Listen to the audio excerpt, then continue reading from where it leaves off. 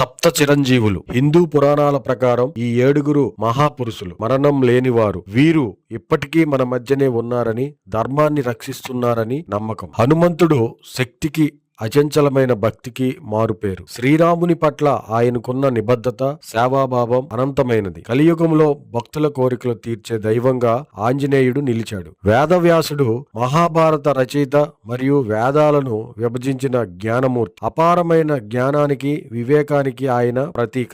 సత్యం మరియు ధర్మం గురించి ఆయన బోధనలు శాశ్వతమైనవి. పరశురాముడు మహావిష్ణువు యొక్క 6వ అవతారం. అన్యాయాన్ని ఎదిరించే ధైర్యానికి, యుద్ధ నైపుణ్యానికి ఆయన నిదర్శనం. క్షత్రియ అహంకారాన్ని అణచి ధర్మాన్ని కాపాడిన వీరుడు. విభీషణుడు రావణుడి సోదరుడైనప్పటికీ అధర్మాన్ని వీడి ధర్మాన్ని ఎంచుకున్నాడు. సత్యం వైపు నిలబడాలనే ధైర్యానికి విభీషణుడు ఉదాహరణ. అశ్వత్థామ ద్రోణాచార్య కుమారుడు. గొప్ప యోధుడైనప్పటికీ చేసిన తప్పులకు ప్రాయశ్చిత్తంగా కలియుగాంతం వరకు భూమిపై తిరుగుతూనే ఉంటాడని శాపం పొందాడు. కర్మఫలానికి ఇదొక హెచ్చరిక. మహాబలి దానగుణానికి, త్యాగానికి చిరునామా. రాక్షస రాజైనప్పటికీ ప్రజలను కన్నబిడ్డల్లా చూసుకున్నాడు. వామనుడికి 3 అడుగుల నేల ఇచ్చి పాతాళ లోకానికి వెళ్లిన త్యాగధనుడు. కృపాచార్యుడు పాండవ కౌరవుల గురువు. యుద్ధ నీతికి, నిష్పక్షపాత బుద్ధికి, రాజధర్మానికి కట్టుబడి ఉండటంలో ఆయన ఆదర్శప్రాయుడు. అశ్వత్థామ